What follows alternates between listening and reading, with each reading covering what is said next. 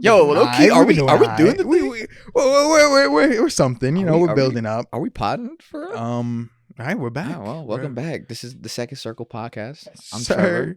This is my lovely host. I'm Eric. Co-host. Don't call me lovely either. My juicy host. No.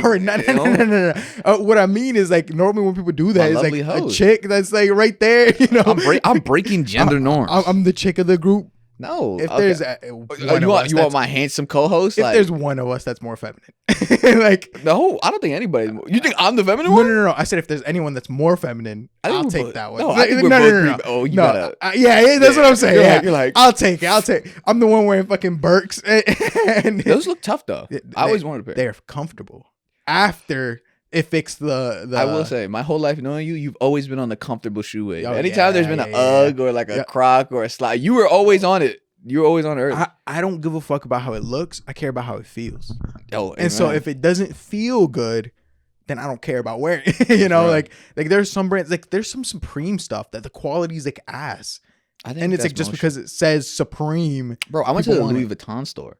Why the fuck? Trust me, I didn't buy anything. I was saying, bro, you're in a different tax bracket. No. What are we talking about here? Let me preface this. I like colognes, and you can't be smelling like there's like a lot of like dupes of colognes and stuff like that. So I wanted to go smell the Imagination and shit, but they don't have that at fucking Menlo Park Mall.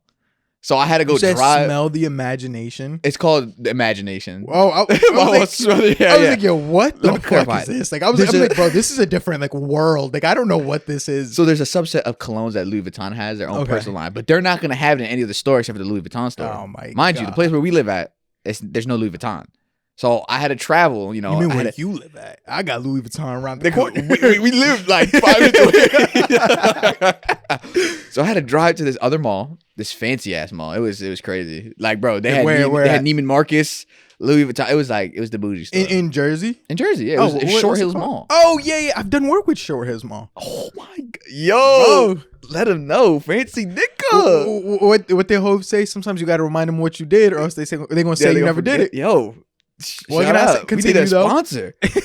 No, but I went there and I was smelling all their colognes, like all the fancy ones that we don't have because we're poor. Yeah. So I went there and I was smelling it and whatnot, and I was touching the bags. Look at the bag and shit, bro. Those bags were like 2 racks, 3 racks, but it felt like shit. A thrift store. Yeah, I was in here like touching it. I was like, nigga, I could buy this at Ross. Yeah. And it's the same exact. It's the same exact thing. If anything, it's like a marginal increase, but for the amount that you're paying, like from going from like $100 to like 2,000, it's not worth 2,000. You're literally only paying for the brand. For the brand. That's it. That's the only thing. So bougie. Oh my God. If there's one thing, it was very quiet and nobody was in a rush. Nobody. Nah, I walked by one once and the fucking security guard kept staring at me. I'm like, he knows I don't fit in here. Like, we both understand what's going on here. I don't deserve to be here. It was American Dream. Because I don't know if you know the one section. I think it's like Lot D or something like that. It's only the rich stores. I didn't know. So it's like the hallways are painted with gold and some shit. Like there's a transitional hallway. Yeah. Why did they get a transition? And then it's like there's like the Louis Vuitton, Gucci, all these other brands. And you know how poor I am. I was about to be like Tommy Hilfiger. What? But yeah, and it's like me and my girl walked in there once. And we're like, yo, we are not what we're supposed to be. We're like, bro, this shit, like, we can't even afford to look at these places. Nigga, I went in there with some jeans and a sweater on and shit. I felt great. God, the thing is, I didn't care. I was popping out. I didn't give a fuck. But yo, you know how I could tell they knew? It's like the kiosk people. They didn't even offer to help me. They knew they're like, this nigga's not buying nothing. Look at this fucking guy. Or they looked at you and they're like, I was like, are you buying anything? And I was like, no. Wait, so you just went to smell? Yeah, I have a cologne, like I'm a cologne guy. So I go and smells like shit, but no, I'm playing. You know what? If there's one thing I can say about you is that you've never actually smelled like shit. Hey, that's what I'm saying. I've always been neutral. Now I'm trying to have a positive smell. It's so funny. One of the earliest quotes I know about you is, you're half black, half Indian, and you're trying to prevent the Indian side from smelling or something like that. Yo, there's some Indian niggas that they be rough. It's the spices. It's just the spice. It comes through their skin. It's the diet, bro. Yeah. And then they don't put on that DO the way they should. Like, they just be putting on 1 or 2 swipes. That's a 4 or 5 swipe occasion a lot of the time. Nah. But you know what I'm realizing? What? As long as you like maintain your hair and your armpits, you actually can get away with like 1 or 2 swipes. It's when it's grown out that it's like your hair. You gotta wash it and you gotta take care of it. But it's like if you just maintain, like it's like you'll be fine. Yeah, it depends. Listen, it depends where you're going. If you're a sweaty guy, you got to put on 4 or 5 swipes.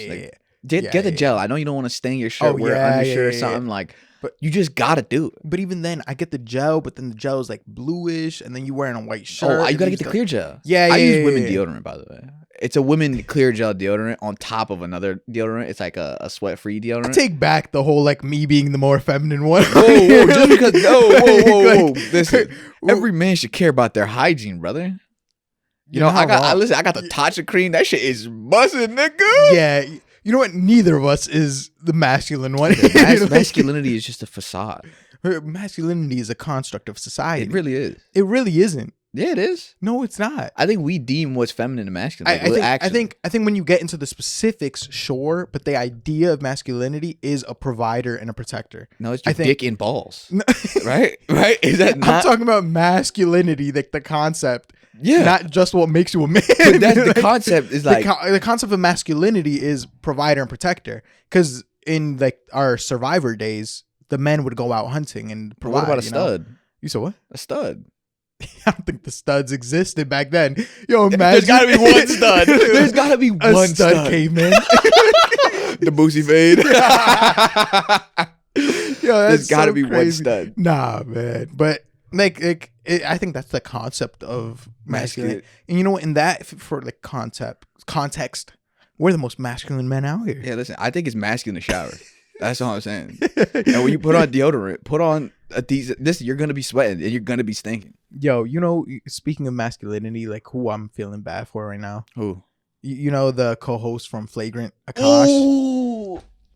No, but let me tell you why I'm like feeling more bad for him. Is because like sure his wife says some stuff.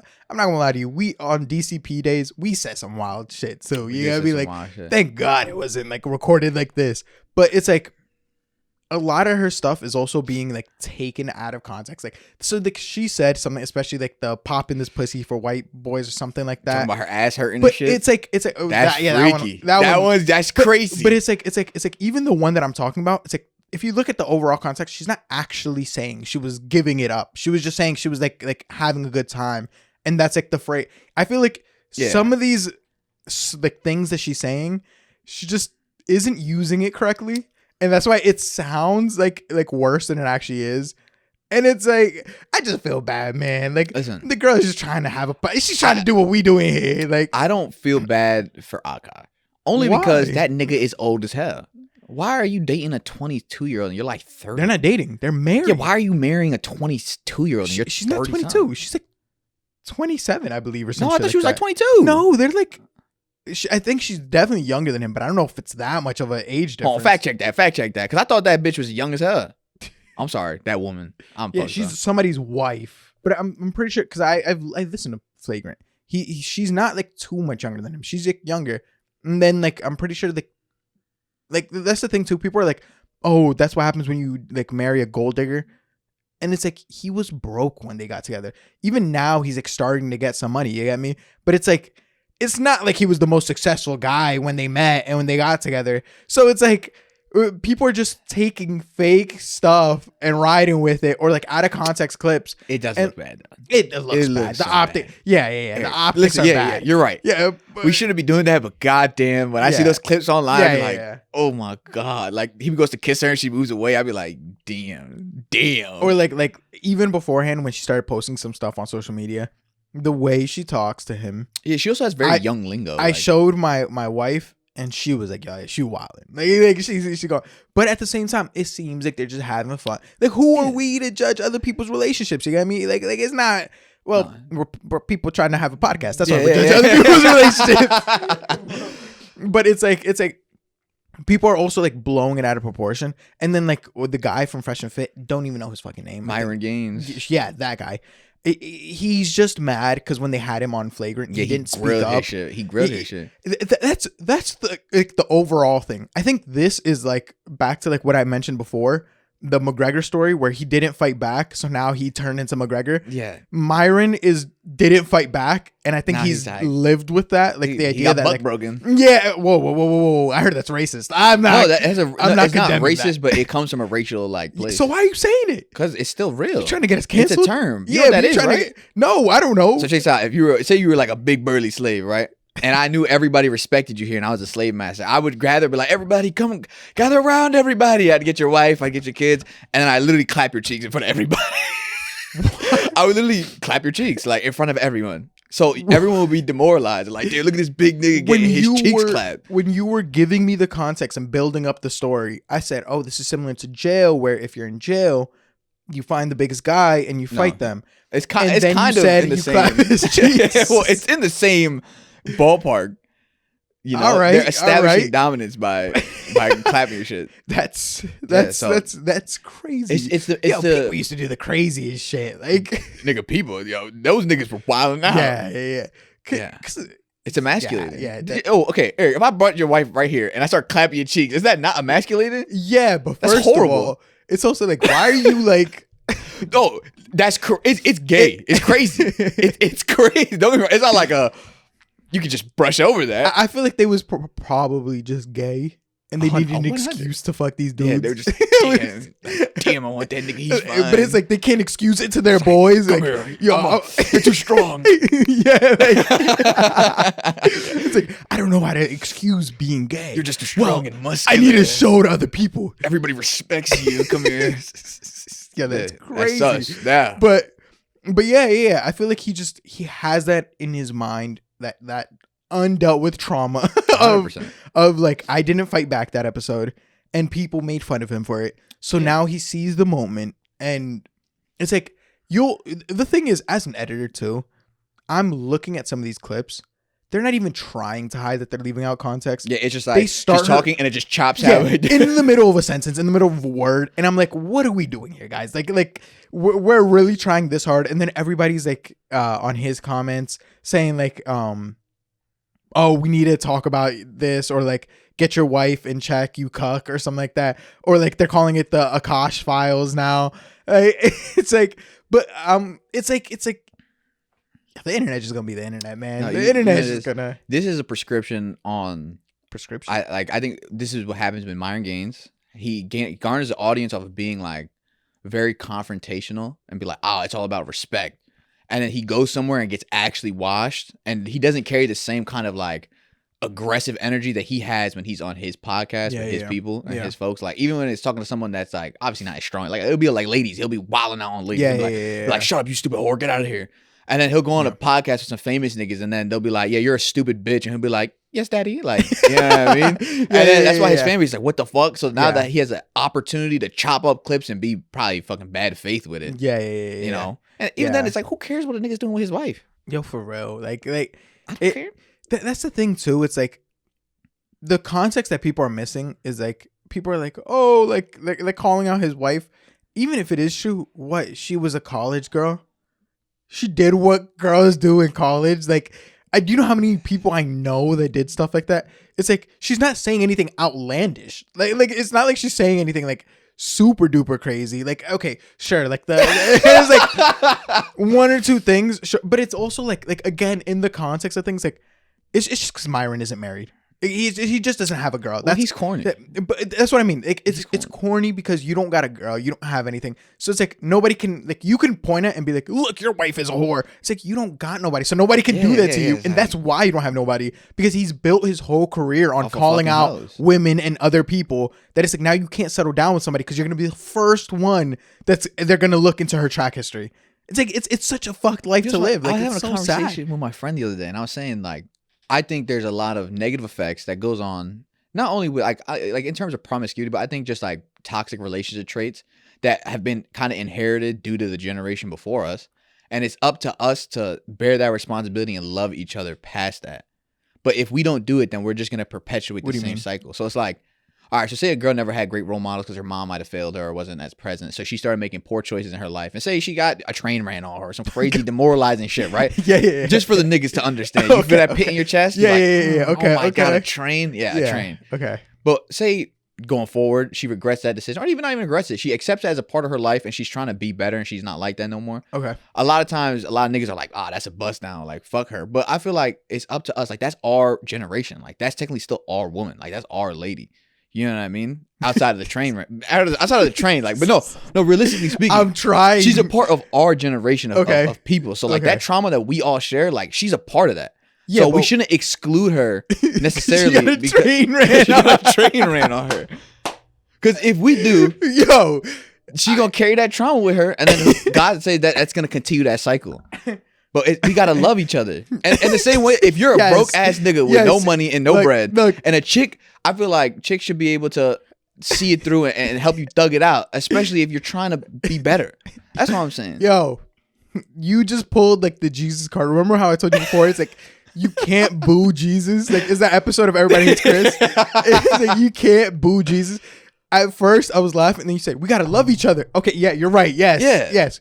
Contextually, you're right, but it's just broadly, you're right. To it in terms where you feel what I'm saying. Yeah, but that's not my responsibility. Like I think there's also for some reason our generation feels as though we're exempt from consequences to our actions, and sometimes there are going to be consequences to your actions. Like certain men won't want you, and that's fine, you know. Yeah, but I feel like I'll be friends with a girl that got her train ran on her. Well, yeah, I don't know if I'm gonna like everybody got to take it's like a charity case or anything. Yeah, I'm just saying.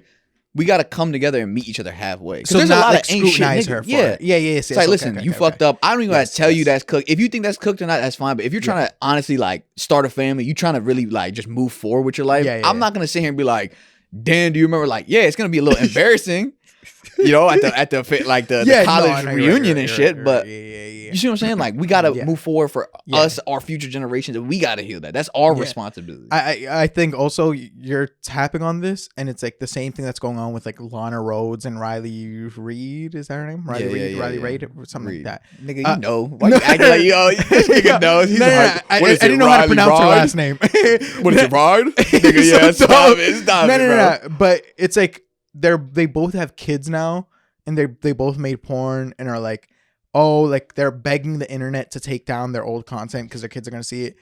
And it's again back to the context of, you know, there's consequences to your actions. Well, they signed a contract. You did this. Like you like volunteered for this. Nobody forced you, you know? Yeah. Like obviously if it was forced, that's a different conversation. Yeah, fuck that. You volunteered for this. You benefited off of this. Yeah, unfortunately. You made money. You garnered clout to your name. So it's like, that one's a little unfortunate. Yeah, you made a bag consequences, but it's similar to the college girls. You got me? It's similar to off that though. If you did some wild shit and you're known for the wild shit that you did, you know, while other people can accept you and move forward and love you, and that's what we should be doing. You're still also, you have to deal with the consequences of your actions, where some people are gonna still bring it up. You know what I mean? And it's like, it's fucked up. Yeah, I agree with you. It's fucked up.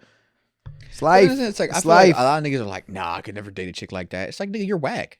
You're also you know what I mean? You're a child. Like, yeah, like you're a child. Once you reach a certain age, how often do you like you go to salsa classes? How often do you speak about body count with any of these people? Nigga, why would you ever speak about that? Exactly. We're adults. And so it's like once you start getting into relations with somebody, like, and that's obviously surface level relations. Yeah. But once you start getting even deeper into relations, the last thing you're gonna ask is your body count. Yeah, what's your body? When you realize this person's super cool and you want to move forward and you want to keep going, I don't think the first thing that comes to mind is what's their body count. You know, it's like I actually fuck with this person. This person's really cool. Is it a thought? Maybe. Yeah, but like, it's not the first one. Yeah. Well, it's also like you bring it up like fifth date. Yeah. That's like a 2 month kind of in like. And even then, everybody lies. You know, there's a saying: men play it up, women play it down. That's real. You know, it's like. But that's the reality of men. The you gotta multiply it by 3. You gotta divide it. I mean, no. What is it? Women, you gotta multiply by 3. You gotta divide. Yeah. Exactly. So it's like, I don't know. I was looking at the Akaash situation. And I was like, bro, like, I feel bad for. Honestly, I don't even feel bad for him. As a comedian, I feel like he's used to shit like this. You know what I mean? Or maybe not used to like this level, but he doesn't care as much. Like to become a comedian, especially to the success level that he has, I assume that he's dealt with people talking badly about him many times, especially saying you're not shit. But I feel bad for his wife. excuse me, I feel bad for his wife. Yeah. His wife didn't sign up for this. She probably just thought that she was getting some views on her Instagram and that this was cool to do. You know what I mean? Like this was a cool job or like fun side thing. Yeah. And now you're seeing the ugly side of the internet, like, you know? Shut up, you whore. Yeah. And I'm hoping, you know, her personality as she puts on online seems like she can deal with it and she doesn't really give a fuck. I'm hoping behind closed doors is like that, you know? Well, they have a lot of money. So it's like, yeah. At the end of the day, who cares what a couple of niggas in a basement? Even Right? Well, when they're on your side. I realized I said that and we're in it. I'm not talking about us. When they're on your side, it's cool. When they're on your side, you repost their clip of them talking and defending you, obviously. Yeah, obviously, right? And you shout them out. Exactly. And you give us like a plug. Yeah. But that's just... The other people on the other side, fuck them. Yeah, fuck obviously. them. But no, I agree with you. They're rich. They don't give a fuck. Yeah, Even then, I think you have to be a certain level. Because even like Kim Kardashian gets offended by comments and stuff. I think your level of success doesn't matter as much as what you decide, how you decide to spend your time. All right, Chase. So if you decide to spend your time scrolling through comments, I feel like Chase, you're scrolling through comments. You're ugly. You're not shit. I saw that tape of Ray J. Turn off your phone. You get in your customized limousine G-Wagon with the person you pay to drive you around. Be like, hey, can we go to the spa today? You go, you get your $2,000 treatment. You go back. Oh, I think I want to go shopping. Hey, can you take me to they probably have some fancy ass store. I don't even know. Yeah. And they go say, oh, hey, we were expecting you. We have this custom made gown that's $40,000. Oh, really? We also have, here's a bottle of champagne for free. It's 400 years old. It's actually $20,000. Yeah. You go home, you're like, oh, you pour out the wine. You take a couple of Instagram photos and make $3 million. I'm gonna be honest with you. That doesn't sound like, you know what I mean? Yeah. They definitely got it easier than like you hear like stories of like high school girls that get like their shit leaked and then now it's like they want to kill themselves because of it. They definitely have it easier when you're like 100%. A millionaire and stuff. But I will say I think it depends on your mental fortitude too. Because like also you're at the spa, but if you're replaying like, damn, like they said my fucking right toe looks ugly, right? Yeah. So and it's like I've already been insecure about my right toe and been thinking about getting surgery. Imagine that, right? And then you come out of a basement. You go into your 2002 Toyota Sienna, you clap. And then you know what you do? You go to work. Yeah, but I think that's why people leave comments like that. Yeah. Because they want to feel important and like they affected the other person. And a lot of times love doesn't get the same response from celebrities as hate. So if you spent $20,000 on a chin tuck or whatever the fuck that shit's called. Oh yeah, but your hands are wrinkly. Or I just said, no, I have to comment. Damn, $20,000 for nothing. I still see that double chin or something. Knowing that that's going to affect them. I'm not saying it's okay. I'm saying, but knowing that that's going to affect them, that's how you feel important in life.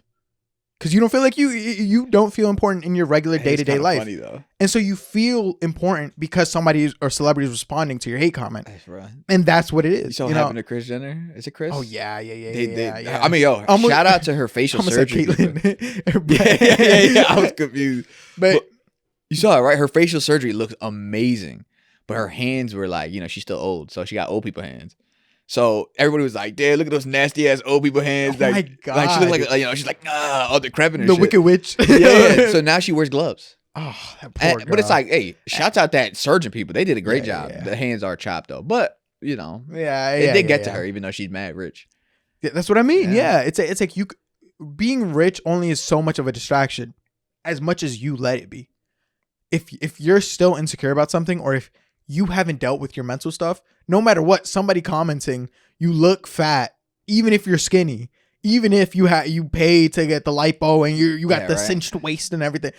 If somebody says it in a way that, and you're already insecure about that, it's going to affect you no matter what. I think this speaks more about me. I think I have money dysmorphia and I feel broke, I sit here, I'm just like, damn, money dysmorphia, or are you broke? I'm a broke ass nigga. I just feel broke all the time. You know what I mean? Like, are you a millionaire? No matter what happens. No, I'm just broke with no money. But I feel like I get more money and I still feel like I got no money. You know what I mean? So it's yeah. People are like, damn, like, look at you, broke as hell. I'm like, yeah, you right. You know what Imagine. I mean? No matter what, I just feel broke all the time. Imagine one of the comments on the pod is, "You're broke as shit." It's like, why are you even like? I never said I had money. Like, why are you doing this? Dude, why'd you have to say that? You think I know that? Do you see where we are? Yo, but that's low key what we're inviting. Yeah. By turning these on, by clicking post, although you're not asking for it, like outright asking for it, you're inviting opinion, and a lot of times it's opinion that you won't agree with. Yeah, if I ever see you in the street, I'm not gonna do nothing. I'm not about that. But I will respect your decision. I'm gonna ask you to please move aside so I can walk through. I'm gonna say excuse me. Yeah. But that's why my brother, like, he did this thing. I don't know if he still does it, but he did this thing where he said, "I'm only commenting like positive things on people's posts." So he's like, it's this kid, like, it's like literally this like 11-year-old kid or something. And he's like skinny as fuck, but he's like, "Oh, like, follow me on my fitness journey." And my brother will comment like, "Yo, you got this, my man. Like, you're going to kill it," or something like that. Or like, I think he posted like an update video and it's like before and after. And he goes, "Yo, you're really killing it right now. Like, don't let any," cause it'd be filled with hate comments. They were like, "Man, you ain't shit. What the fuck are you doing?" It's like, "You scrawny bitch," or something. And so like he'll respond with like, "Yo, you got this. You got me. Like, keep working at it and you won't grow even more," or some shit like that. And so it's like, I think the reason being is because you are inviting negative opinions. And a lot of times, like we said, negativity gets more attention than the positivity. And they be funny. They be funny. That's bro, the worst That's part. the worst one. When a nigga flames you and it's kind of funny, you be like, "Damn, I can't even be mad." Oh, I guess that's not the worst one. The worst one is when it's true. Well, yeah, and it's funny. That's even worse. Yeah. Bro, You know? tell me why my girl was telling me, how do I frame this crap? No. Let me clear my throat real quick, because this shit made me mad. Okay. Ooh.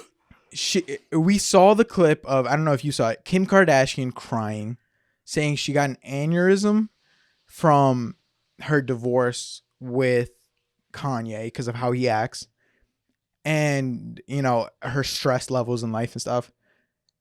And I was like, oh no, it's literally what you just said. She gets to like go in her car, like her $1 million car, ask her chauffeur to like take her to this place. Just take me to the hospital, please. Or like maybe if she's really fucked up, she can go rent $1 million mansion real quick, like for the weekend and get away. And I was like, but on one side, I get it. As somebody that's like overly stressed on the day to day, you know, I get it. And my girl goes, "You think you're as stressed as Kim Kardashian?" And I was like, "You think Kim Kardashian is as stressed as me?" Like, what the fuck are we talking about? Like, what are we talking she about? disrespected you. I was like, that was disrespect. That was disrespect. I'm glad somebody else sees it the exact same way. That's disrespect. I was like, what are we even talking about? That's disrespect. Yo, she just undermined everything you've ever done. Say, nigga, you ain't even that important for real. Yeah, she was like, "Oh, but you see how busy her life is." And but I'm like, yeah, filming a show that she wants to film. If I can, owning a big brand like a Skims brand, it's like, again, she has millions of dollars. I'm trying to make sure rent is paid and there's food on the table. Yo, what are we talking about? Like, I was like, bro, Kim Kardashian. Like, I'm not as stressed as Kim Kardashian. That's promise you, she's not as stressed as me. Like, I promise you. Well, I also don't want to downplay, obviously, that, you know, running a business. I'm 100% downplaying actually everything about anything that Kim Kardashian or any rich nigga does, in my personal opinion. Because 90% of the time, if you were born and raised, it's not like they have a special skill set that's just so one of one unique to get to where they need to be. 90% of the time, it's just already there and you just pop in. It's like you don't even need to be. It's like on the job training. That's what that is. All the things that you were talking about is passion projects. So if I could just do whatever I wanted, I don't think like that's different. Guess what? We have to work a job. I need this. We need this. You have a kid on the way. If you have no money, you're good. That's another thing I was saying. I was like, oh no, we have to build everything ourselves. We have to buy the most affordable thing, not the best thing. And the make most it work. Yeah. Meanwhile, she could probably pay for her 2 nannies, 3 nannies if she needs to watch all her kids while she's out fucking filming a show or something. Like, what are we talking about? Damn. What are we talking about here?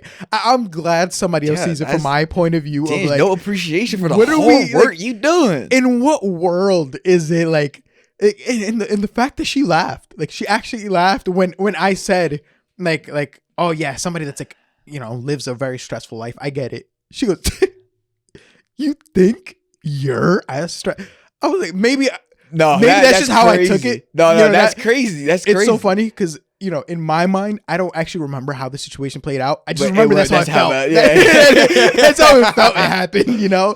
So whether it's facts or not, it's going to be facts for now. She needs some respect on that name. Until the Valentine's Day episode. Yeah. We're going to have to bring this up. Put a bookmark on this. But it's like, I was like genuinely baffled, and that's why it's been on our podcast notes for like 4 weeks now. Because I'm like, no, whether it's today, tomorrow, or in 10 years, I'm talking about this. Damn, that disrespect. No, bro.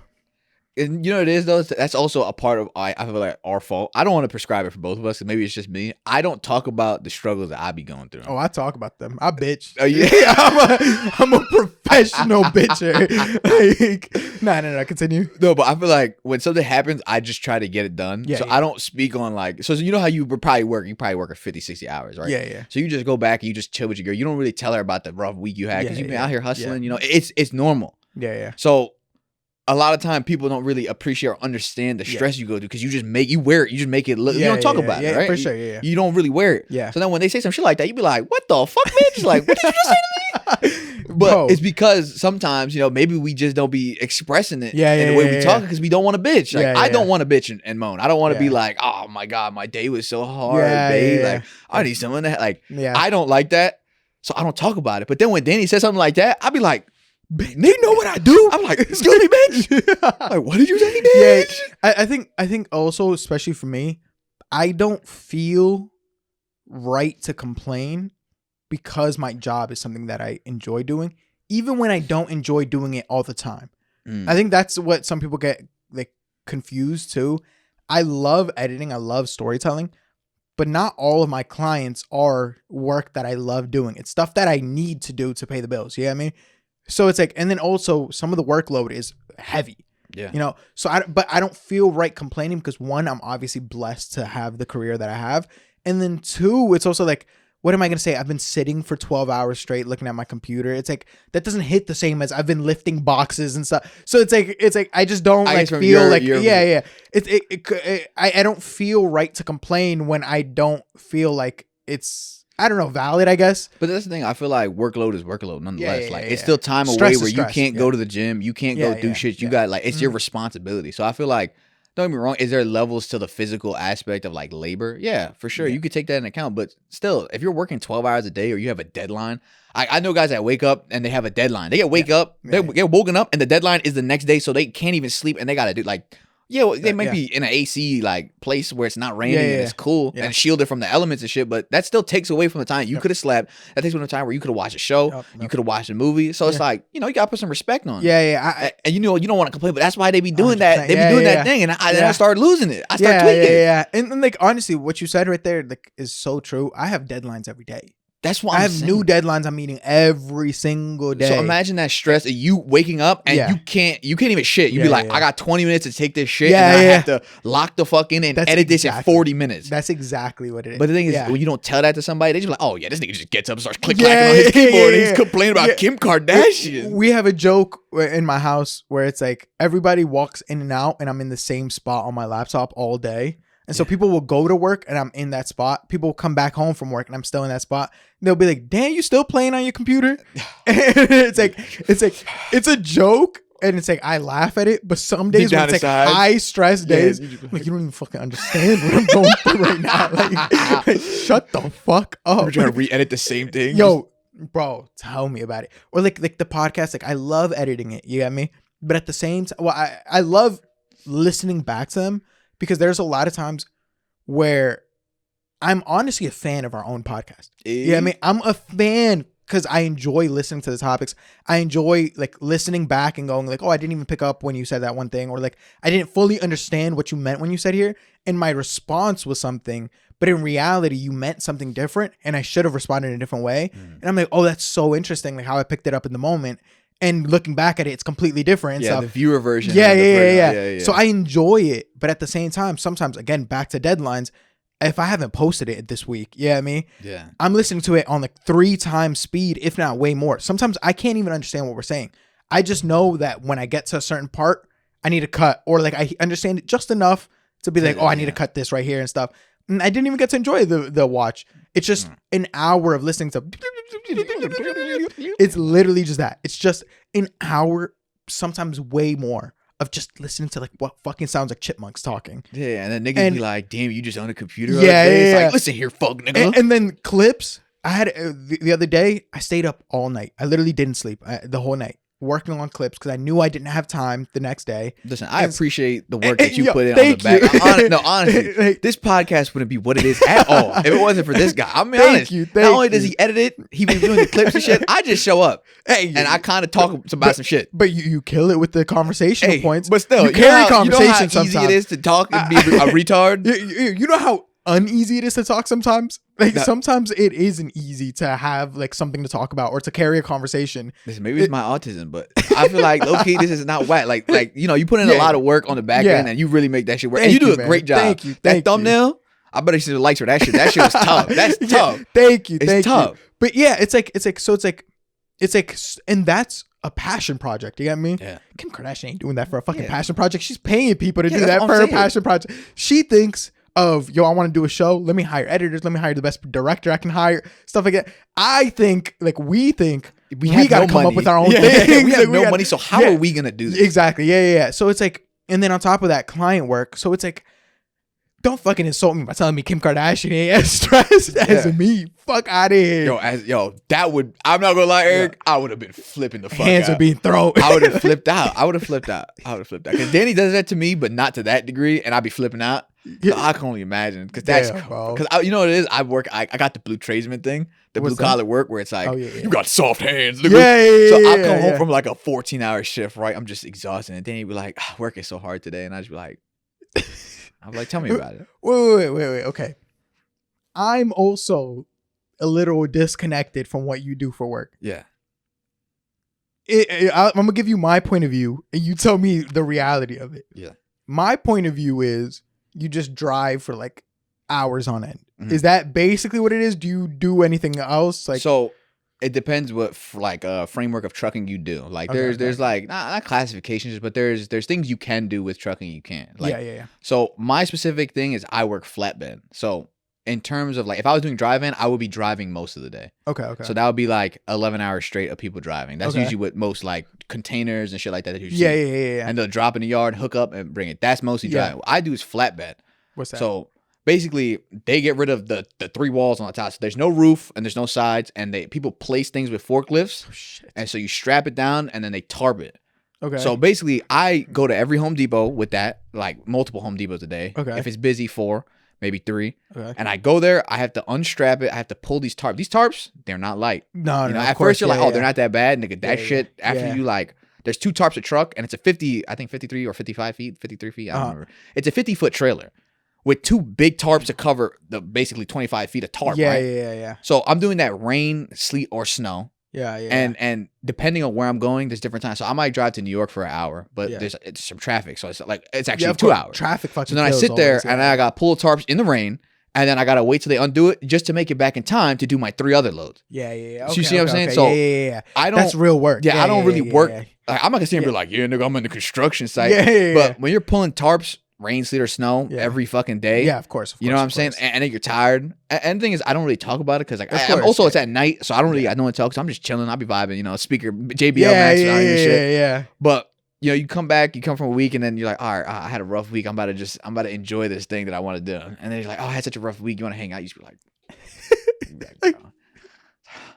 yes. The last thing I want to do is go to fucking Sephora on my day off. Yeah. Or she's like, you want to watch Wicked? I'm just like, oh, fire.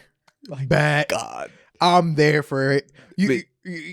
That's wait. You're complaining about my dream situation. 100%. So what does a day off look like for you? Like ideal day off. Like my ideal day off. Yes, if you had it your way. If I had it my way. And obviously your girlfriend's by your side through it all, Obviously, we don't even have to. Yeah. You don't have to worry about saying that she's with you. We're assuming she's with you. Okay. And she's enjoying everything that. So this is my ideal day. Okay. I wake up. Boom. I pod.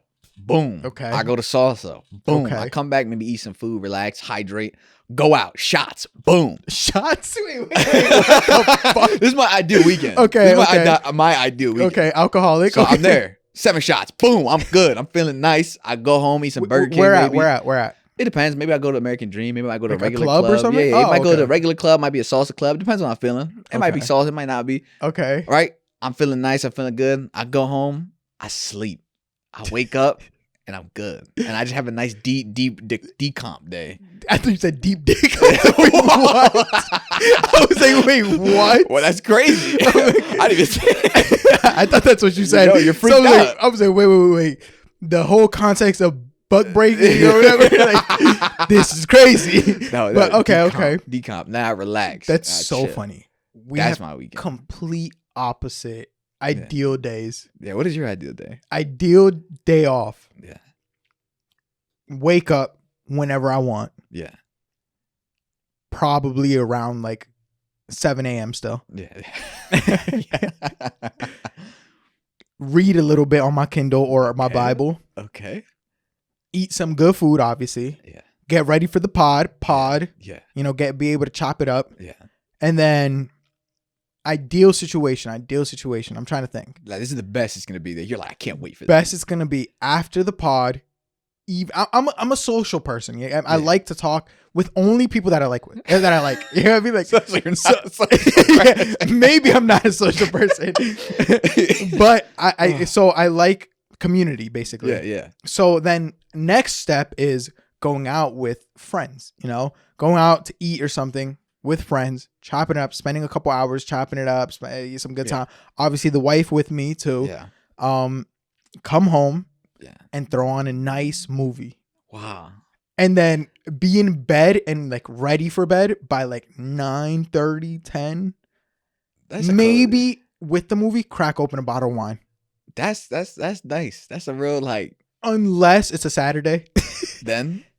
Then ideal weekend is all of that minus the movie because it's a UFC night. Okay, yeah, UFC night with the boy. So then I take away the hangout session with the friends. Yeah. Spend some time with the wife. Yeah, Okay. maybe we watch something. Maybe we go out shopping for something. You know, something like that.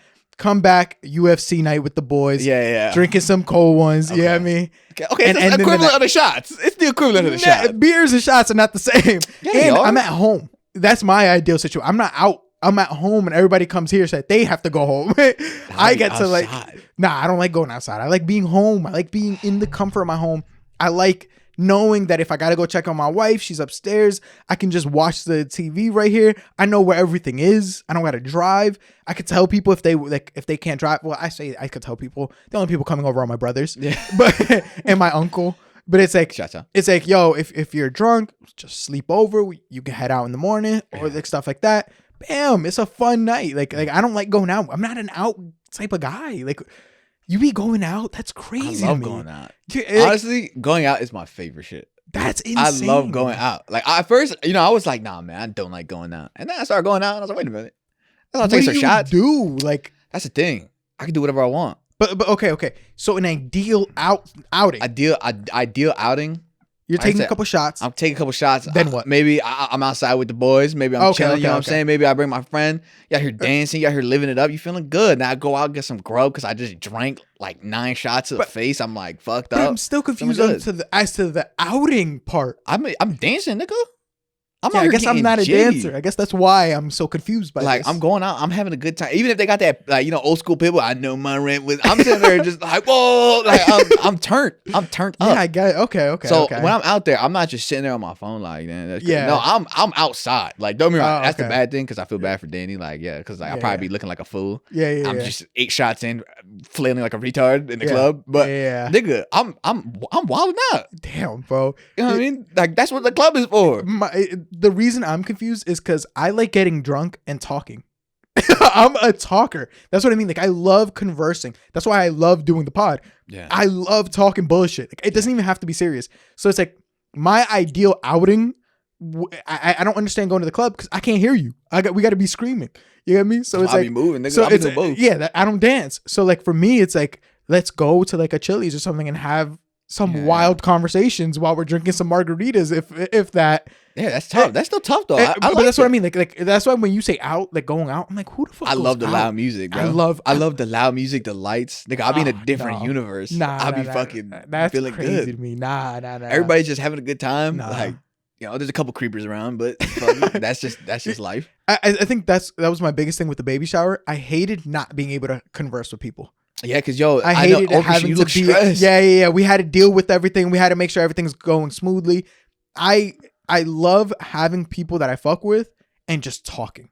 Also, that's a wonderful baby shower. I had a great time. Thank you. I think the games were nice, even though mad niggas didn't go up. Yo, for real, I had to get the same people to go up all the time. It was tough. It was tough. I like it. But I'm glad. Yeah, because it's like I think that's like one of my favorite things to do. Just have people. I think that's why I like drinking too, because people let their guard down. Yeah. So it's no longer. And then my favorite conversations are the ones where we're yelling at each other.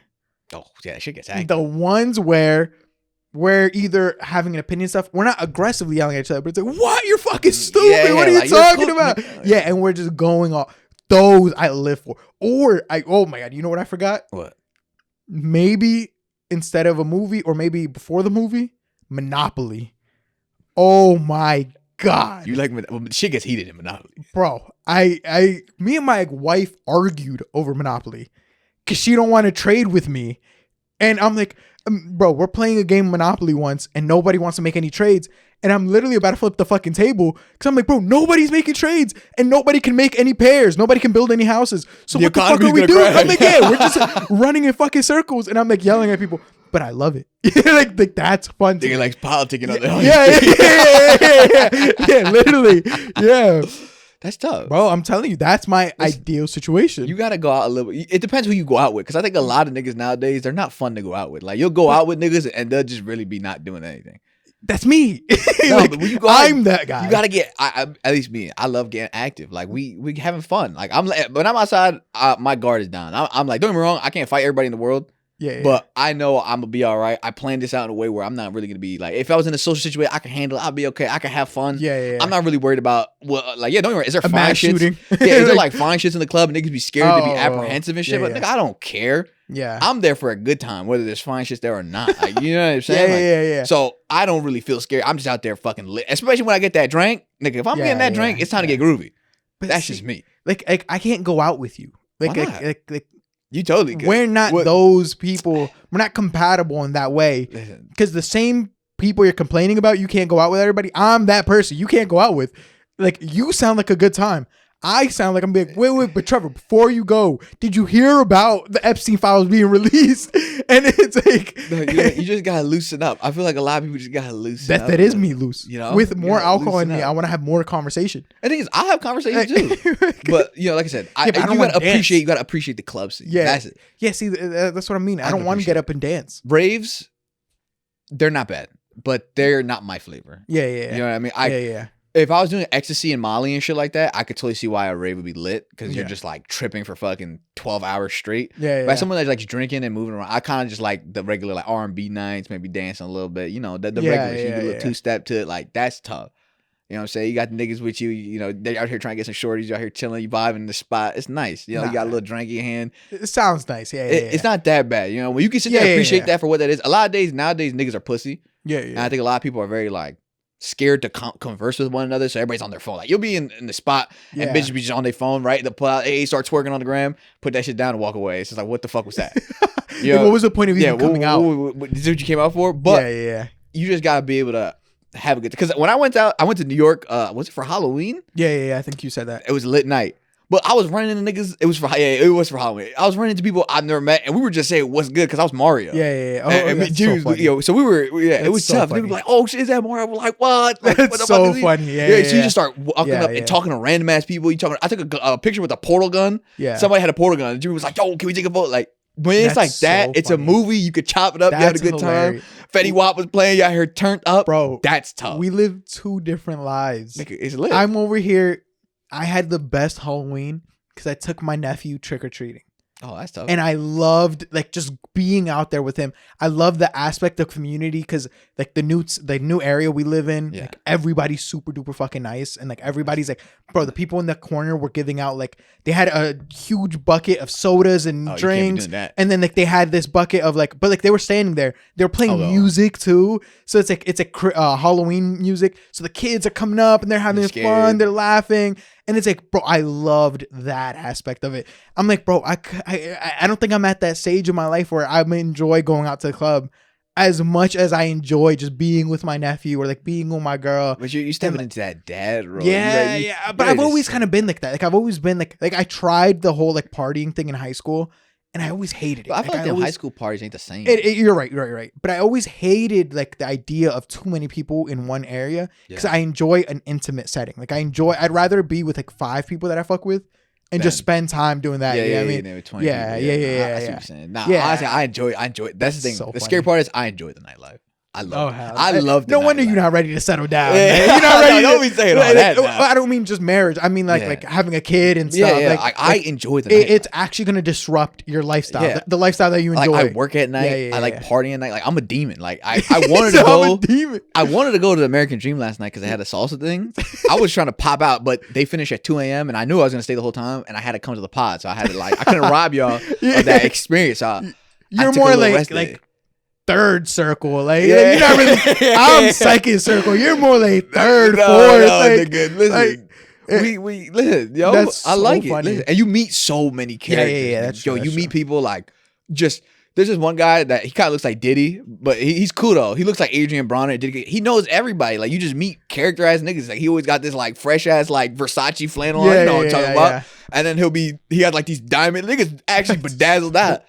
And then you walk up, you meet like. And the people that go there, they be making that money. Some of them, I thought they be broke bitches and fuck. Oh, they be some. Depends on where you go. Well, there's always one or two. Don't get me wrong. They're always lurking. Yeah. But they're all just people trying to have fun out here getting drinks. You just walk up to random niggas. They be like, "Yo, what's good? I never met this nigga day in my life." I'm like, "What's good?" Nigga? I enjoy that. You'll notice that most times in those settings, the people out are people that actually want to be out. Yeah. And the people causing problems a lot of times tend to be the people that were already apprehensive and didn't want to come out. Yeah, or in the first place. Get in the club. Yeah. So it's like the people causing the problems, a lot of times they're either like too fucked up, or a lot of times they didn't want to come out in the first place. And they were already like feeling a little bit tight about being out. And so now any little thing that happens, like we went to a festival once. Yeah. And these people are like bumping into you. But shoulder checking, but no. What I mean is like everybody's drunk and they bump into you and they're like, "Oh, my bad," and they're everybody's laughing and it's like we're all here to have a good time, so I don't take it as a bad thing. If you apologize, you said my bad. I'm like, yo, it's all right. Like we both fucked up. You know what I mean? Yeah. Meanwhile, if you're drunk and you accidentally bump into somebody and you're like, "Oh, my bad," and they already didn't want to be out here, they see like people bumping into me and shit. And it's like it really just depends on who's out, you know, like and if you wanted to go out. So the situation you're like kind of explaining, it's like is everyone it's everybody that wants to be out having a good time. Yeah. It does get scary though. I'm not gonna say you should do the nightlife without some apprehension because there is some like weird characters. Maybe you're coming out and you are drunk. Like that's why I try when I drink all my drinks in the beginning. And I gotta dance it or party it off because if I leave inebriated, I don't like the looks that some people could give you. Like they could tell you just came out of a spot, or you might be dressed a certain way. So like I went to Porto's one day. I forgot what day it was, but we went. We were in the club. Shots to the face. Bow. I took 4 shots. I'm cooked. I'm full cooked. But I partied it off, and I was walking. Me, my girl, and my friend Jimmy walking around. And this one nigga just started staring at me. I didn't like the way he was looking at me. And the thing is, they're still a little messed up. They're not thinking about it. Like they didn't understand what I was saying. So I'm telling them like, all right, yo, all right, it's time to tighten up. Like I know you guys are a little zooted. But we gotta tighten up and make sure we can walk to the car because I don't like the way that nigga. Like I think he thought I was banging on him or something. That's so funny. Because I was like, roll my stomach, and the nigga looked at me. I think he started throwing up. I was like, all right, nigga, we're in New Jersey, nigga. Calm down. Like, calm this down. has nothing to do with me. Calm down, brother. The city is over the lake. You're in the wrong spot. Stop it. But you see something like that, and you got to be calm, and especially when you got your girl with you, you got to you got to handle that. So it's not like you just go out there and you let loose and wild out because niggas will push something in your drink for sure.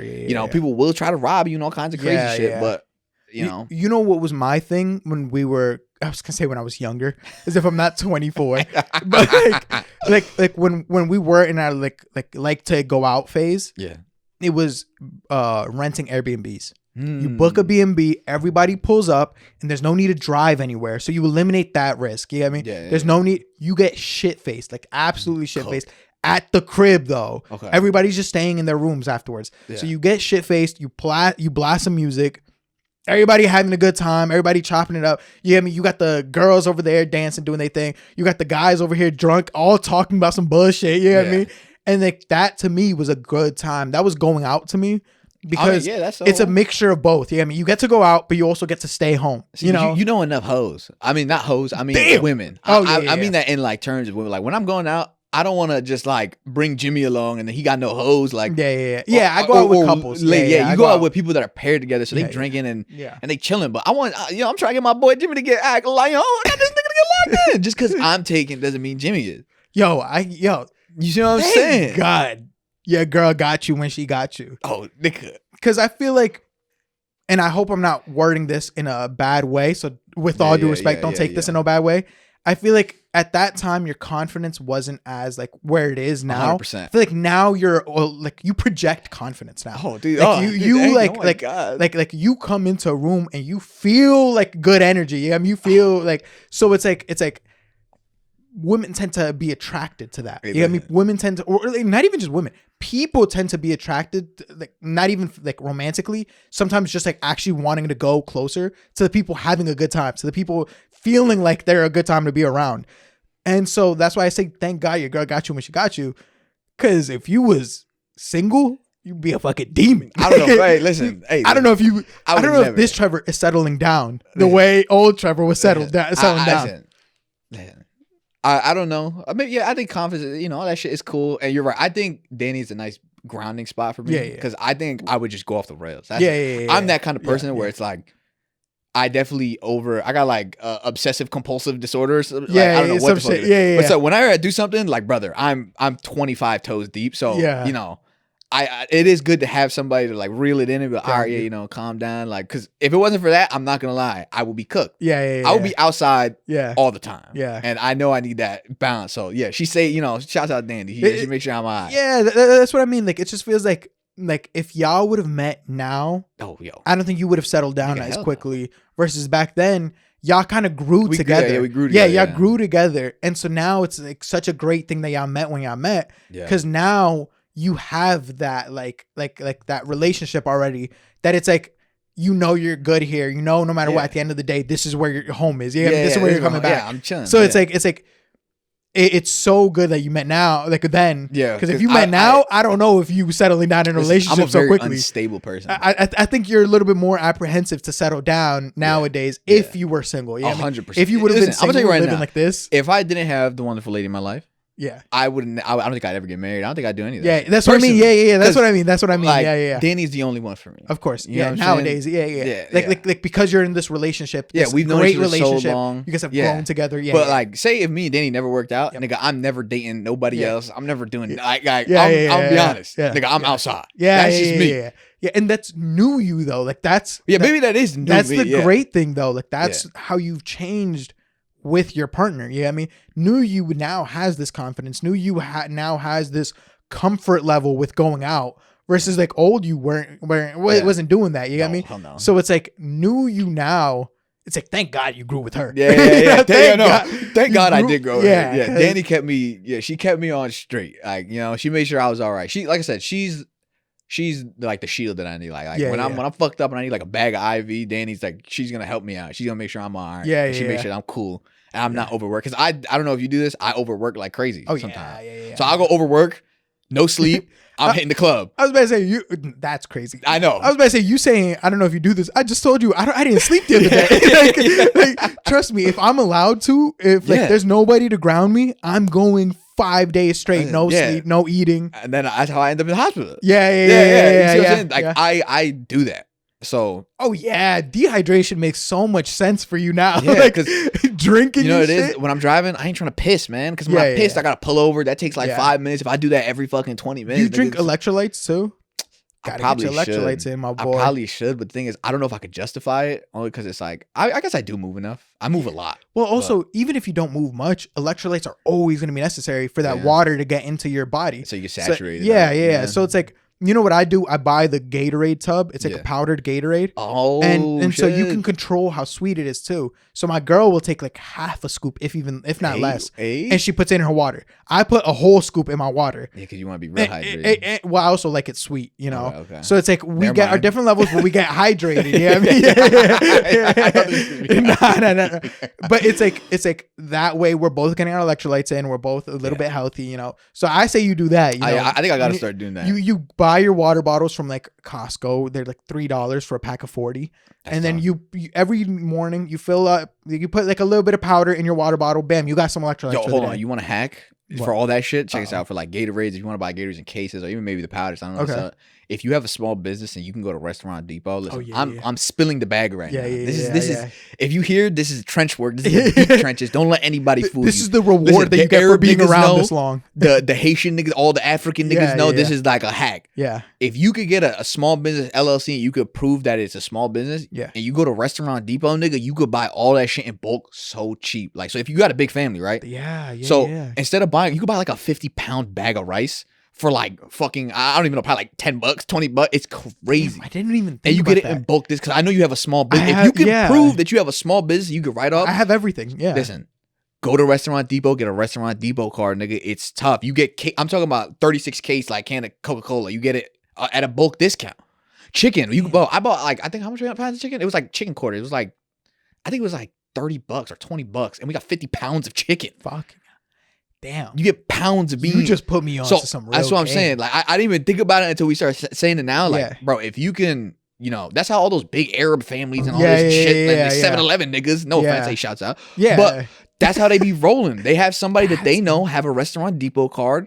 They go buy their shit in bulk because they got a big ass family. Yeah. And then they just keep it in a freezer. And then whenever they need it, they bust it out. Or there's a time with the farms. They got fresh, like, and when you pick it, bro, you can get I think a garbage bag like this, maybe like not even, probably like $7. Maybe if, depending on the weight. So what these people do, the Africans, it's not like I'm saying that in a bad way. They're tough. They know what's up. So they'll go during September, maybe November, whenever the seasons bloom, they go out and they pick bags. I mean, they come with their family, their cousins. They come in vans, nigga, and they pick up whatever they need. They deep freeze it. And then they send it out to wherever they need it. And then whenever they want it, they just take it out the freezer and they chop it and they prep it. So I know you guys got a real big family. Yeah. Nigga, get on game. You just put me on. That's tough. Crazy. I know you got a kid coming and shit. So instead of buying like a pound of bag of rice, you buy it again and you buy it. Nigga, just get it in bulk. Everybody can eat. And everybody can chip in. Yeah. So, you know. Just put me on. That's good. That's really. Tough. Yo, see, this is what you get when you listen an hour and 5 minutes in to us talking about bullshit. You know, you get some real you get some real knowledge, some real gold. Damn, I really don't know where else to go from this other than like we got serious shit. That's we got a good vibe going on right now. Like, shit. And then it's like Epstein files coming out. Like, yo, I mean, hey, even then, I don't think there's much to talk about because one, obviously they haven't been released yet, so it's all theories. Yeah. Two, everything's going to be redacted. Like, everybody's name. Like, let's be honest. That's what I was saying. I think when they release it, nigga, you're going to be like, blank. Yeah. This date, blank. Yeah. Like, bro, it's not happening. It's not coming out. It's like, what's the word? Mutually insured destruction. If it comes out, like both Democrats, Republicans are going to get fucked. Everybody who's playing the bluff game, everybody's like we're gonna release it, knowing nobody's gonna release it. And then y'all came out and called Trump gay, and Trump said drop them fucking files. Like, y'all say he was sucking off Bill Clinton, and he said gay. I ain't gay. Put out the files. That's what I think is the most telling and funniest part. Like, nigga was like, a pedophile, man? I ain't no pedophile. They say you gay. Yeah. You say, release that shit right now. Bro, like, that's everybody more damaging. Sign on it. That's more damaging to his character, sucking Bill Clinton off than fucking kid. But when you heard, like, what was it? Like Epstein's brother, cousin, some shit like that, said Bubba isn't even Clinton. Yeah, he had a horse named Bubba though, so this is not looking good. Sucking off a horse. Yeah, I don't know what's going on. Yeah, I don't know, man. The Freak Files. That's the thing too. Is like I feel like somebody like Trump. Maybe I don't know. I was gonna say I feel like he wasn't really involved in the crazy shit. I just feel like he was cool with him. And either way, by association, you're still like in the wrong for being there, especially when you know this guy's a fucking known pedophile. But it's like, even then, who fucking knows? I think you're naive. I think everybody that's like clicked in with the like famous shit and got money, they're all freaks. They're all like gagged up to the wall like this and shit. Every single one. I just don't think like there's a lot of people that are going to be tied in with the Epstein stuff that I think were doing stuff like money laundering, that were doing stuff, but not pedophilia. You know what I mean? And so they may have looked the other way, which is still wrong. But I think that's why like Democrats and Republicans, I feel like we're both like they got not releasing shit. Yeah, because it's like no matter what, whether you're gonna be, because what Epstein had mics in his offices, he had cameras in like bathrooms and stuff. So it's like it's not just to record you taking a shit, you know. It's also to record like if you hop on a call afterwards, like you're like, yo, I just gotta take this call, and you think you're in a private spot. He's listening to all this information. You know what I mean? What is this? So it's like it's Superman like, villain. Yeah, what the fuck? Epstein? Yo, bro. At that point. Yeah. There's a reason he's tied in with all these big people. You know what I mean? It's like agencies and shit. It's he definitely was doing more than just pedophilia. You know what I mean? But the people would rather you like, you know, what's fucked when the powerful people prefer to let you only know about the pedophilia than the other shit going on. You know what I mean? Yeah. It's like, what other dark shit are you doing that this is the one that we know about? You know what I mean? Like that pedophilia is the one that you're okay with us knowing. Everybody did it. Yeah. It's like, wait, what's going on? I mean, all right, I get what Yeah. I think it's definitely like not everybody involved is a pedophile. Mm-hmm. But everybody involved definitely at least knew he was a pedophile and was protecting themselves from other fuck shit, whether it be money laundering, whether it be hiring, like I think deeper, the files that aren't ever going to come out, that you're never going to even hear about. Because that's another thing I was telling my girl. These files are going to come out, and as theorists, you're never going to be content with what comes out. You get me? Yeah. It's not going to say he worked for the FBI, blah, blah, blah. No. So you're still going to be here going, well, I still believe that he worked for the FBI. You're never gonna get proof to back your theory. They're never gonna give you the evidence to or it's gonna debunk your theory, and you're gonna be like, see, look, they didn't release the real file. It's never gonna be like that. And so like what I think, like the files that we're not gonna ever actually see are gonna be like he connected people from Israel to people with the United States. And we got people in Russia killed through that. You know what I mean? Or we bombed places in the Middle East because we are ties to Israel. And war crimes. Yeah, exactly. Yeah. Stuff like that. I think stuff like that he was tied to. Inside job. Exactly. We will never learn about. And those are the ones that everybody's like, there's a reason why Democrats aren't releasing it, because it's like, bet you want to play that card. We'll release when Obama did this and the person he met was through Epstein or some shit like that. Obviously, that's not true. But like, I'm just saying, like, I feel like it's stuff like that that is the reason why people were holding back. And everybody's coming after Trump for redacting his names and other names. I think Trump, and this is just a theory now, like this is just like, well, I guess everything was just theory. Yeah, the tinfoil hat. Yeah. My tinfoil hat is he redacted Democrat names as well, because now it's no longer just, oh, you redacted Republican names, put them out. It's, yo, I ain't gonna put these names out, but at the same time, y'all look away or y'all don't like actually try to get them like released. And here, I'll redact some Democrats as well. Yeah. And then it's like, okay, but you know, we still got to villainize you. It's like, yeah, go ahead. You know, call me the villain, but we're both benefiting from this. Yeah. He took the fall. Yeah, exactly. That's what I think. You know, am I wrong? No, but who knows, man? Man, like I said, I think they're all freaks. I think they're all corrupt. I think they're all fucking. It's horrible, to be honest. Like the fact that we're sitting here being like, yeah, at least it was just money laundering. Like, it's insane for the people that are supposed to run the fucking country. At least it was only killing innocent people. At least they're not fucking kids, I guess. Yeah, right? yo, like, literally. The fact that that's the standard where it's like, oh, he's fucking kid. That's rough, man. Yeah. Money laundering, like, fuck, you know, everybody did that shit. That's horrible. A horrible president, and it's kind of like it's depressing. Yeah, but.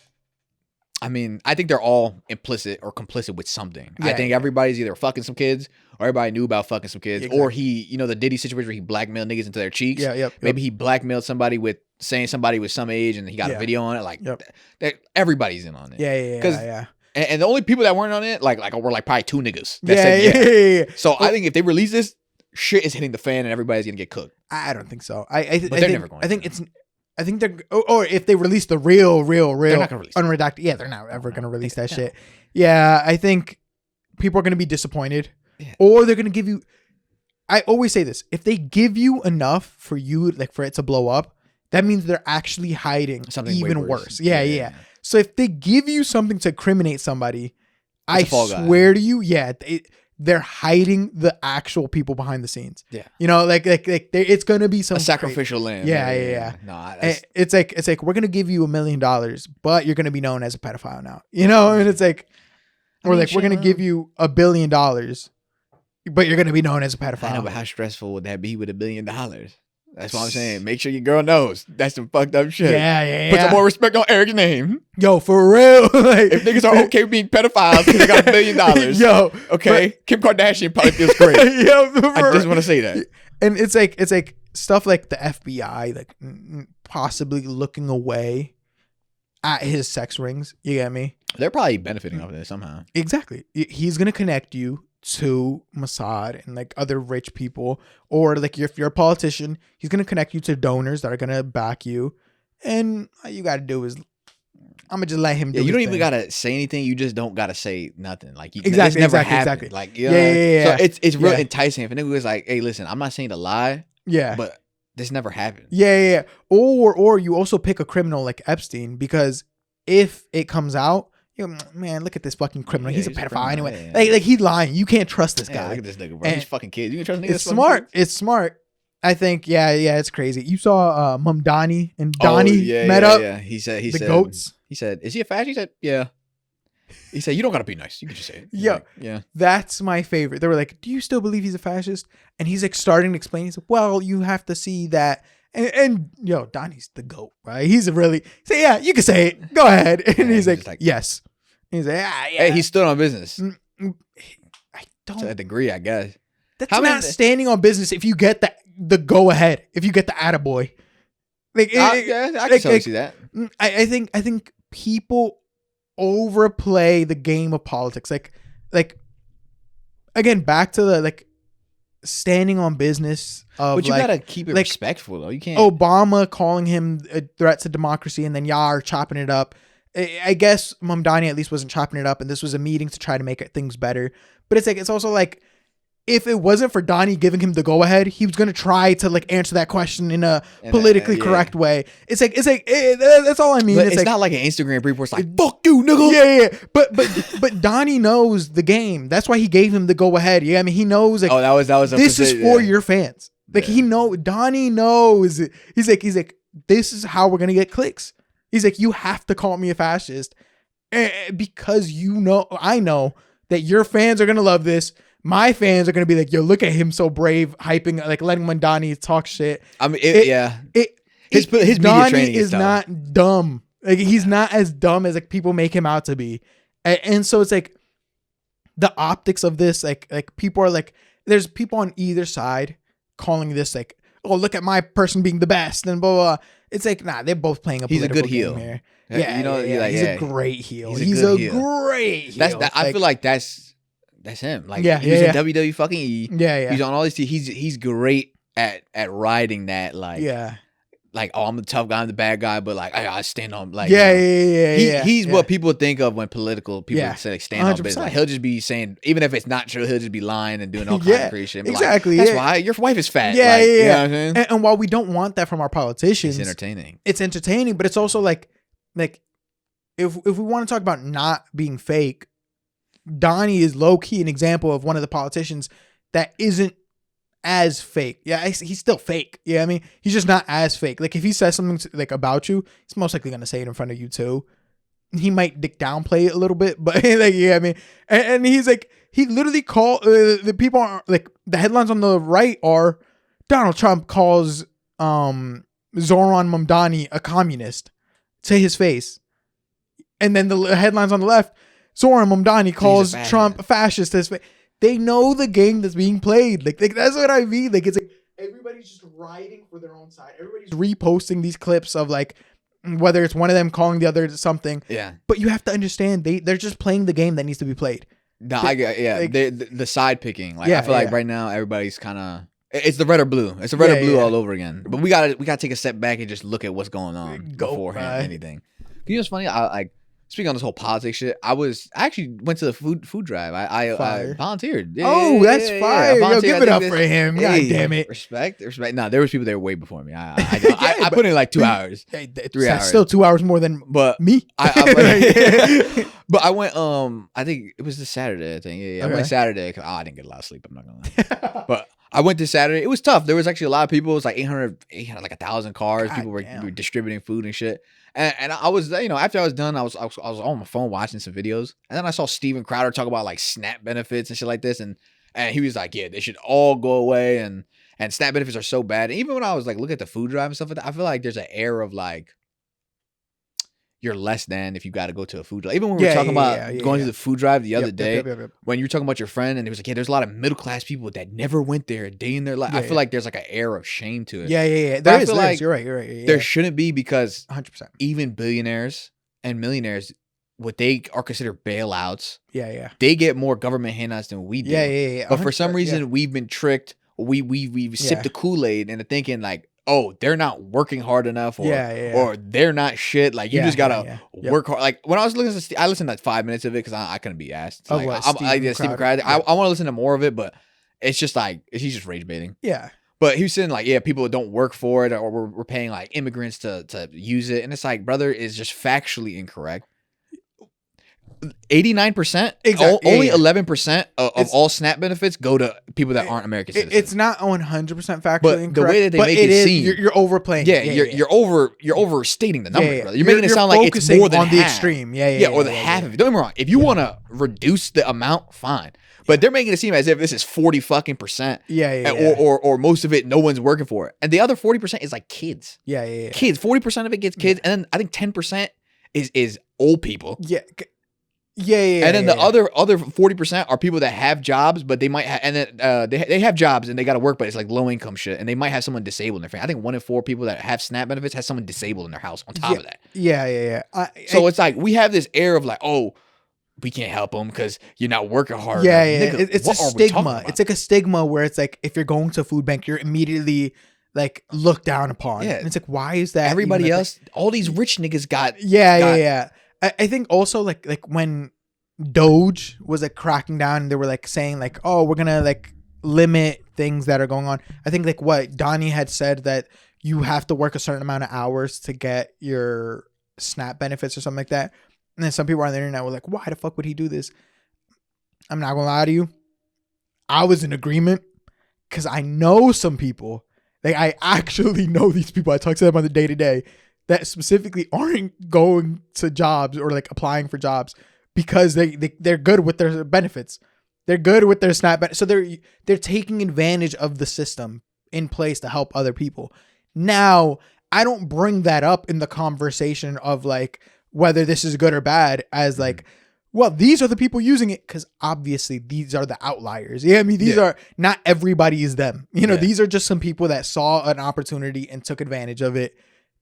And then like, I think the majority of everybody else actually needs it, but at the same time, if you actually need it, it's like, it's just rough, it's just like I just think we got to work on just, it's okay. If you need help and you need to, that's what the fucking government should be 100%. For. Yeah. The government should be for you. This whole air of like, nah, nigga, you don't work, nigga. They don't work hard neither, nigga. Like this whole fucking thing of like, oh yeah, you gotta work. No, bro, it's okay to want to be fed. It's okay for the government to work for you. That's the whole purpose of fucking taxes. We're making it seem like it's the end of the world, nigga. We gave $20 billion of relief or bailout money to Argentina. You going to a food drive, you getting SNAP, nigga? That's no different. So the fact that we're looking down on these niggas when it's like, but Argentina needs it, but these guys need it, or these like in 2008 where they're bailing out all these $1 billion companies. They like, nigga. It's because what's more important than the people that be working at these businesses that live in the country? It's because the stigma is that when we're sending the money to these countries, it's people living in like huts, it's people living in dirt, or like homes with dirt floors. Argentina? But I'm saying this is like the stigma. This is the idea that Americans think. You know, as Americans, we think if you're not from America, you live in a hut somewhere. Yeah, you live in a shack. Yeah. You're pooping in a hole, like somewhere. You know what I mean? Like, that's the thought process. So when you say billions of dollars are going to Argentina and stuff, we don't attribute it to these nice cities or the people like that are working and are still trying to make things happen. And they live in a house, maybe not as nice as yours, but they still live in a nice house or like a decent house. Yeah, I mean, sure. Either way, it's a house. Yeah, I mean, it's like, and then we attribute it to like, so if we go to the food drive, other people are going to think we're as bad as the people in these huts, you know, and they're going to look down on me, when in reality, it's like, no, these people are actually probably living a very similar lifestyle to you. Yeah. They just also need help. And for some reason, their country isn't ashamed to say. Yeah, we gotta flip the language on. Yeah, 100%. Like I said, we watching these niggas getting bankruptcy bailouts, and for some reason, they're tough. They got all this money. And like they're Batman and shit. They make it like nigga no. Like there's nothing wrong with trying to get help and all that other shit. I was even looking at college admission and alumni because I was thinking like, oh, like just more qualified. Maybe people are just more qualified. Nigga, no one's more qualified. If you're an alumni student, you're like double the time. You have a double % of getting into like colleges. So you can only imagine what that's like. And these private institutions or these Ivy League schools, you think these alumni students are smarter than you? Nigga, no.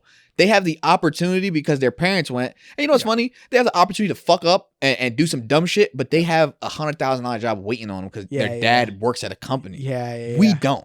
But we imagine things like, no, we just gotta work harder. We gotta do this. Like, nigga, no, we don't. We don't. And there's nothing wrong with us having to work harder. There's no reason why we should have to work 50 hours a week unless we're aspiring to have a business. Right? There's no reason that should be obligated for us to survive. That's crazy. It's not us working hard enough. Those niggas don't work hard enough. We should at least be able to get our basic human rights met.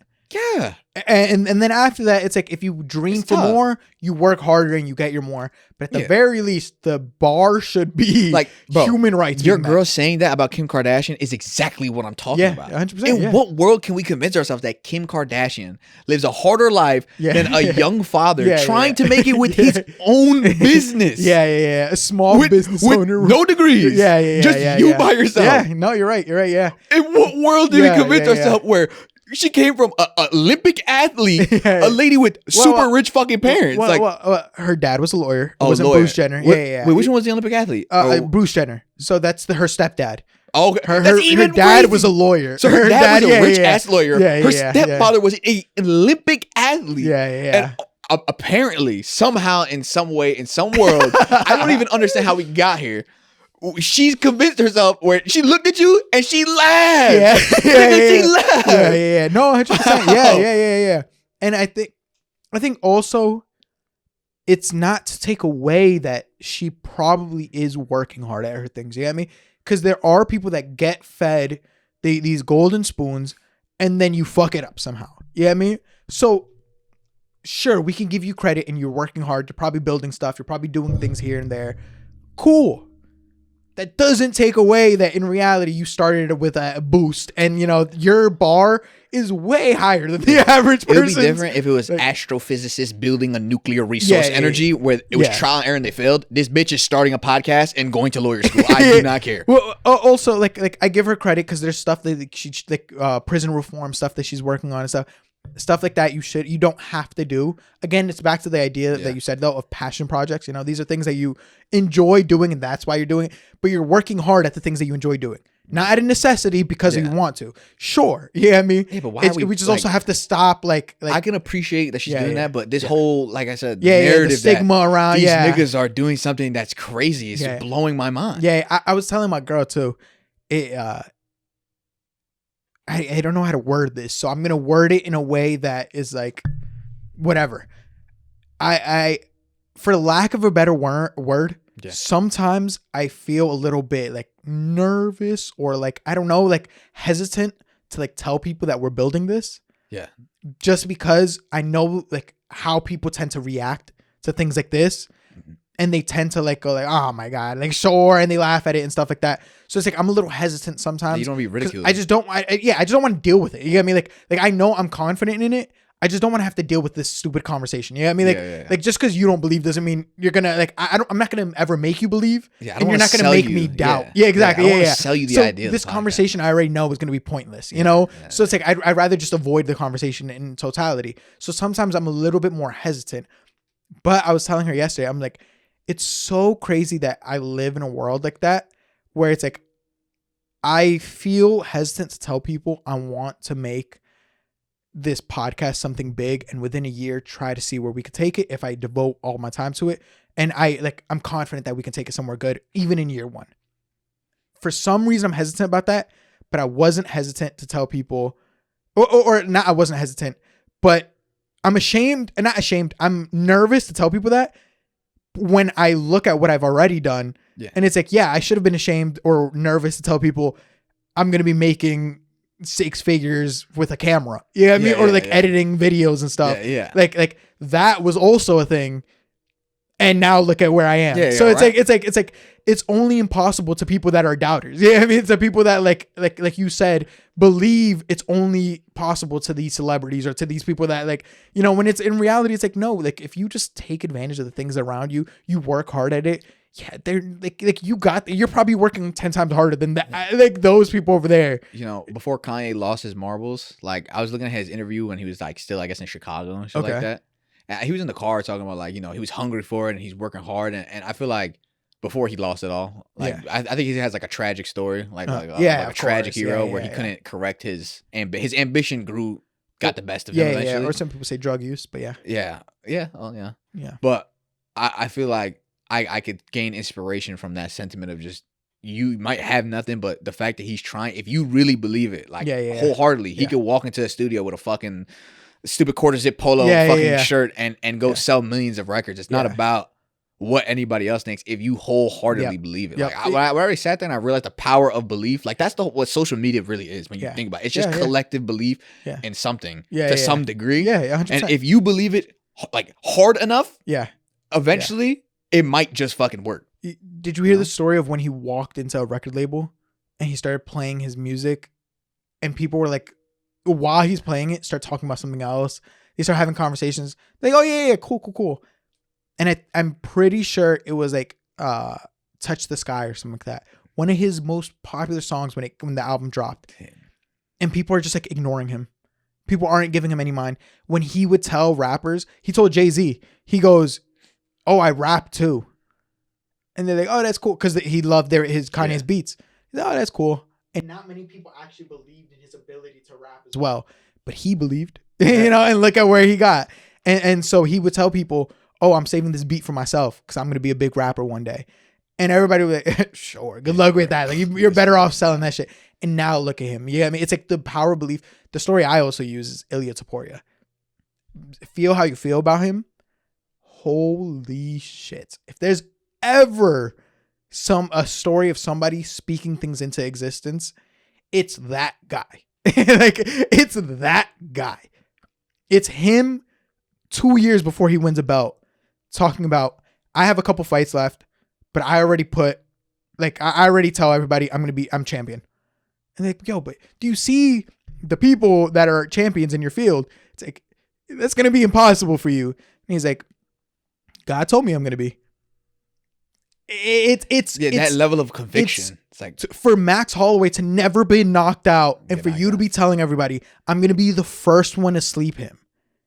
And then to put him to sleep is crazy. For what was it? For you to be telling everybody, for you to move up a weight class and be shorter than the person you're fighting. To knock him out, yeah. And then to not just knock him out, to be in interviews saying, I'm going to knock him out round 1. And then come out smiling. Yeah. You believe what you're saying. You're not just saying it. You believe what you're saying. Like this isn't this isn't a story you're telling people. This is something that's already happened in your head. Yeah, you know? The certainty. Yeah. You're just telling people what you already see, what you already envision. Yeah. He said it in an interview. He goes, I'm not telling you something that I want to do. I'm telling you something that God already he already showed me is going to happen. That's tough. He's like, the only person that doesn't believe it is you because you haven't seen it yet. Yeah. I've seen it. I'm just speaking to you. That's tough. And it's like that's for insane, him to be facing Volkanovski and beforehand to put champion on his thing before he even gets to the fight. Yeah. You're speaking these things into existence because you actually believe it. It's like it's a different level of confidence, and he says a lot of times it's because he knows the work that he's put in behind the scenes. You know what I mean? Yeah. So it's like he's so confident in his work and his systems and what he's done, and so it's like, how can you not be confident when you feel like you're doing everything? Like you feel like you're the best, you know? And that's so the power of the mind. Yeah. A lot of times that's us. That's what we got to do. Yeah. That's the whole reason, and like. Oftentimes I have that confidence. I just fail when it comes to like I actually try to listen to other people's opinions sometimes, you know, because you don't want to be like hubris and like like, sometimes I want to be validated. Yeah. You don't want to be arrogant. Like I know what I'm talking exactly. about. Yeah. So like still being open to criticism and stuff like that. And balancing like, no, I know what I'm going to do. Yeah. It's rough. It's a rough like balancing act, you know, without sounding like a fucking crazy person. And it's sometimes you do say some crazy shit too. You know what I mean? Like, no, yeah, like, sometimes you lose it. And like, I bet you him telling everybody I'm gonna be champion in 2 years when you've only had one fight, you know what I mean, or something like that.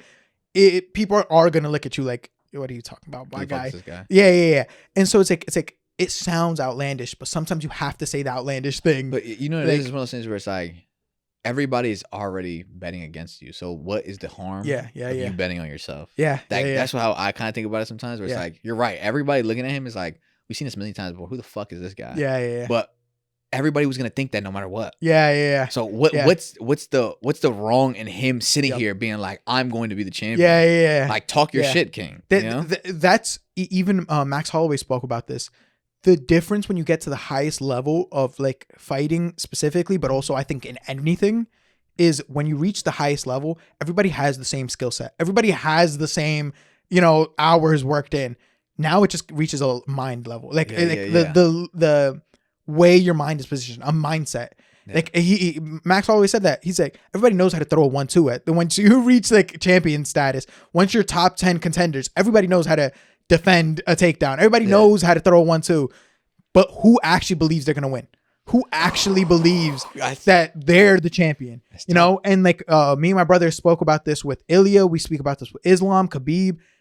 These people don't think that they're gonna win. They're like, these people are burdened because they know the path that they have to take. It's like a burden that I have to reach this level. Like, I'm gonna get there no matter what. Yeah. So it's like oh my god, you already see the sacrifice. Yeah. Like, you already know it's this like undeniable path to them. You know, it's like it's conviction. Yeah. Like, I feel like that's why we gravitate towards people that speak so certainly. Like something about being like, I'm going to do it. Yeah. Like you sit there, you be like, at first you're like, no, but then you see him do it, you're like, wait a minute, this nigga might actually do it. Yeah, and like I was telling my girl, like, and shout out to our girls, bro, because they're always like validating our craziest thoughts. Yeah. A lot of times, again, back to the idea of I'm nervous to tell people my goals. It's like time to stop even taking into consideration what other people are going to feel about my goals and just say it. And so I was telling her, I was like, within the next, I was like, I'm being generous, 3 to 5 years, we're going to have top 5 podcasts in the world. I was like, you heard it here first. And I wasn't like the way I said it to her and the way I genuinely feel, it's not a question. You know what I mean? It's not like, I'm like, maybe we could have like, maybe top 10. No, it's like within the next 3 to 5 years, it's going to happen. It's going to happen. And the confidence doesn't come from like an arrogant standpoint. It doesn't come from like hoping. It doesn't come from like any of that. It comes from, I know the sleepless nights I put in. I know the hours I'm putting into not just editing, but also researching how to market this properly, how to do things properly.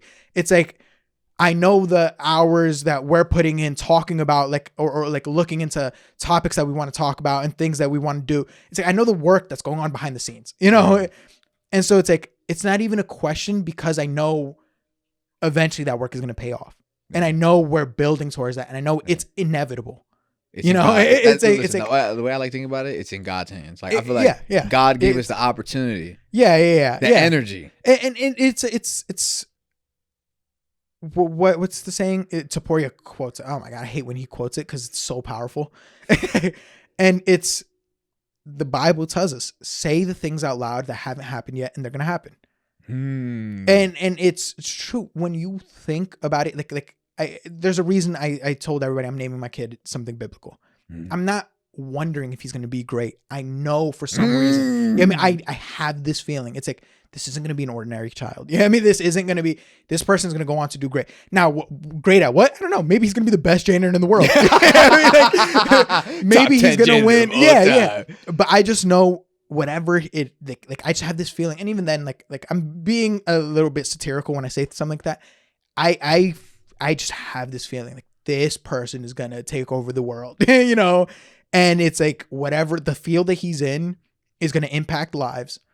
And it's my responsibility to, one, instill Christianity in him and stuff, but two, also give him a name, something that like sticks out. Exactly. It's power. It's something that like people are going to hear him, and it's going to be like, right now you laugh at it. Yeah, like not you specifically, but people will laugh at it because it's like, why is this kid named this?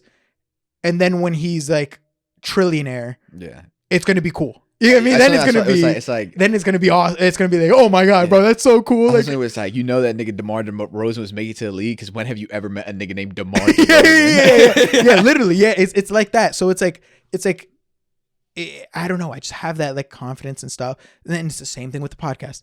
It's like I've been back to what we said about Ilya. I've been burdened with this idea of like, I can't sleep at night because I know where we're going, and I know that I need to keep working at it. Yeah, I mean, I can't like I just know like it's inevitable that we're gonna reach this position.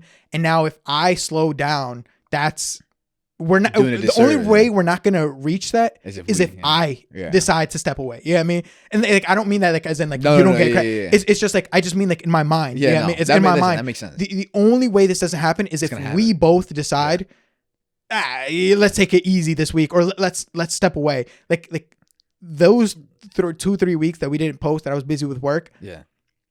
Sure, I needed to do it, but in my mind, it's like, this is the only way we fail. Yeah. And that's not happening again. Yeah. Right? Yeah. I mean, it was like I looked at it and I said, cool, I understand. Doesn't matter. That's not happening again. Systems are going to be built to make sure this happens. Because I just know you got to have that foolish confidence sometimes. You know what I mean? And I think that's in everything in life, you know? You know, sometimes like, I tell Danny about talking to God. Listen, I'm not a nigga that talks to God. I'm not gonna sit here and be like, yeah, God be talking to me. Yeah. But when I'm in my, like, you know, when I'm in the lowest parts of my life and stuff like that, I don't ask for anything personally, because like, I feel like I'm not shit, right? Okay. Me personally, I know I'm not shit. You feel like your prayers go to his inbox? Yeah. I'm going straight to hell. Like, I don't think I'm someone that's in a position to be like, you know, I've done the best in your name or your ability to do anything at any point in time to ask for any favors. So I usually just thank him. I'm like, yo, thank you for everything you give me. If there was one thing I could ever ask for, it's just the opportunity to do it, because I know what I can do. That's how I feel. Yeah. I just need the door to crack open. If you just give me the door, I'm going. I'm sending it. I just need the opportunity to do it. So, you know, sometimes she'll be like, oh, you know, it's tough. I feel like, you know, I don't be listening. I don't, like, you know, or not to be listening. I feel like, you know, I can't hear him and shit like that. But it's like, I feel like sometimes we ask the wrong questions. Yeah. And it's just about getting the opportunity to, like, when we ask to be strong, we got to feel weak. Yeah. You know what I mean? No, shit like that. Like, to be resilient, we got to be fatigued. There's no way. There's no way around it. You got to go through it. Yeah. You know what I mean? A lot of times it's not that he's not responding. It's just that he's not answering the way we wanted him to answer. Yeah. So we're like, oh, where's the response? Yeah, we want the like, 1-2. Yeah. But it's never going to be that. It's like when I asked for success in my like small business that I was working on, a lot of people looked at me having no income for a couple months as, yo, look at this L. I looked at it as, no, he's literally opened the path for me to do that, because I couldn't do it if it wasn't for me not having any income right now. Yeah, I needed the opportunity. So a lot of times, and like you saying, like you don't feel like you ain't shit. Look at who was around Jesus: murderers, liars. Like it was it Paul? I could be wrong, but I'm pretty sure it was Paul that used to persecute Christians.